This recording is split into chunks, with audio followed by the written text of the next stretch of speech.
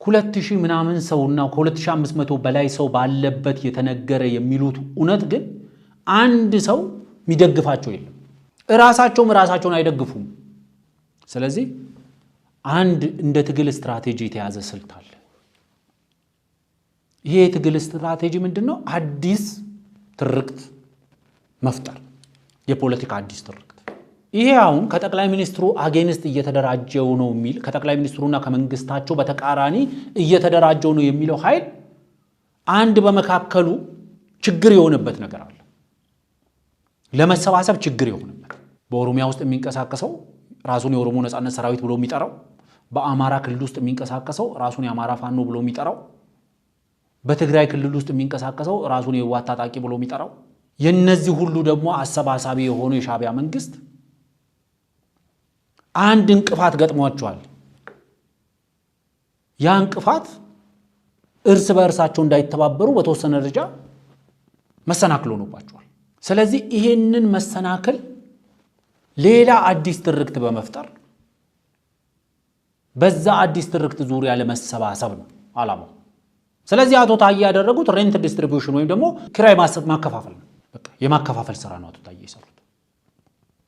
የኦሮሞ ነጻነት ሰራዊት ብሎ ራሱን የሚጠራው ኃይል ከአማራ ፋኖ ጋር ሊሰራ የሚችልበትን መደላድል፣ በመካከላቸው ያለውን መሰናክል ማስወገድ የሚችል አዲስ ትርክት መፍጠር፣ በአማራ ፋኖችና በህወሓት ታጣቂዎች መካከል አዲስ ትርክት መፍጠር፣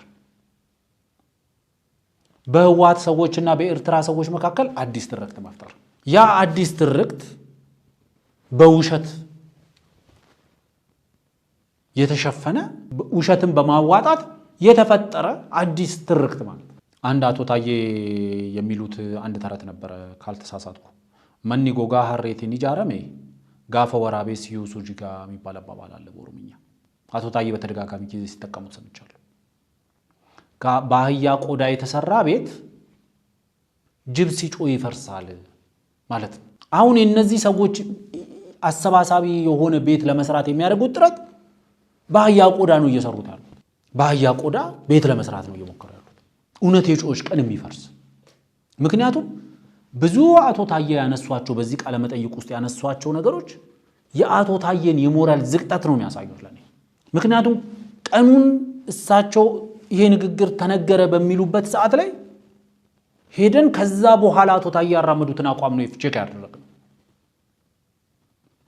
ምክንያቱም የተለያዩ የመንግስት ባለስልጣናት በዛ ስብሰባ ላይ ተገኝተዋል የተባሉ የተለያዩ የመንግስት ባለስልጣናትን ጠይቀናል።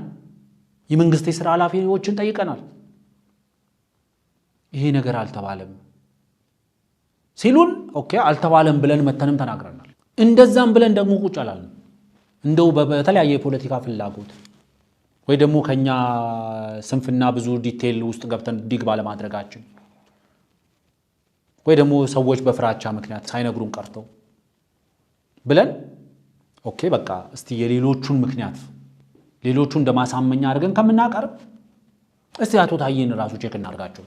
2013 የዕቅድ አፈጻጸምና የመቀጣይ ዓመት የሥራ ዕቅድ ለማውጣት ተሰበሰብን ስላሉ የ2013 መጨረሻ አካባቢ ላይ ነው የሚሆነው።